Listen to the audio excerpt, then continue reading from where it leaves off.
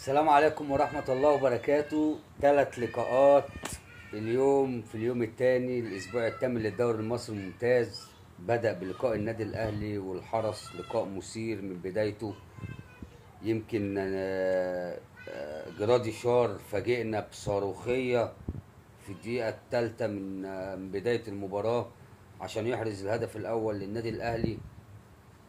ثم بعديها ب3 دقايق يقدر محمد حمدي زكي يتعادل، ولكن الاهلي مرضيش يخرج الشوط الاول الا وهو متقدم بهدف من ضربة جزاء عن طريق النجم تريزيجيه.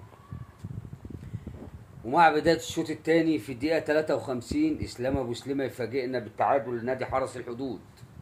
حرس السنة دي بصراحة عامل اداء جميل مع الكابتن عبد الحميد بسيوني، ويقدر الاهلي يخطف المباراة في الدقيقة 78 عن طريق هدف لياسر ابراهيم بعد ما ردت من القائم، حطها تريزيجيه وردت من القائم. ياسر ابراهيم كملها علشان يخطف 3 نقاط مهمة قبل القمة.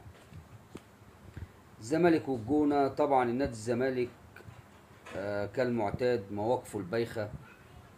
تقدم بهدف عن طريق عدي الدباغ في الدقيقة 27 ومشى المباراة سجال، ما قدرش حتى يأمن الهدف بتاعه. حتى الدقيقة 5 جونا نام وحتى الدقيقة 85 راح مدي الزمالك القاضية. محمد عماد البديل نزل حط كورة بليسنج طلقة يقدر ياخد نقطة من نادي الزمالك، نقطة مهمة للكابتن بيبو اللي ماشي كويس برضه مع الجونة.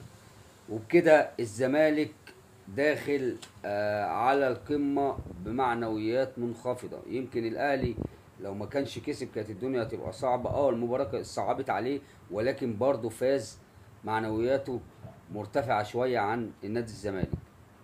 المباراة الثالثة كانت طلائع الجيش والمقاولين.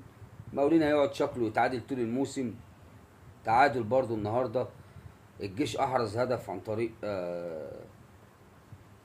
اللعيب الافريقي، ولكن اتلغى بادعاء التسلل، ونقطة هنا ونقطة هناك. ادي ال3 مباريات ويتبقى مباريات غدا، ولكن انا شايف ان مباريات القمة هتبقى قوية جدا لان المستوى متقارب ما بين الاهلي والزمالك. النتائج الاتنين وقعوا، يعني انت بتتكلم في 7 مباريات، 8 مباريات الاهلي لعب 7 والزمالك 8. بص فقدوا نقاط، عدد مش قليل بالنسبة للفرقتين. الزمالك فقد 7 والاهلي ولا 9، والاهلي فقد 9. كتير في اول 8 اسابيع بالنسبة للاهلي والزمالك. نشوف مباريات بكرة ان شاء الله ونتكلم عنها.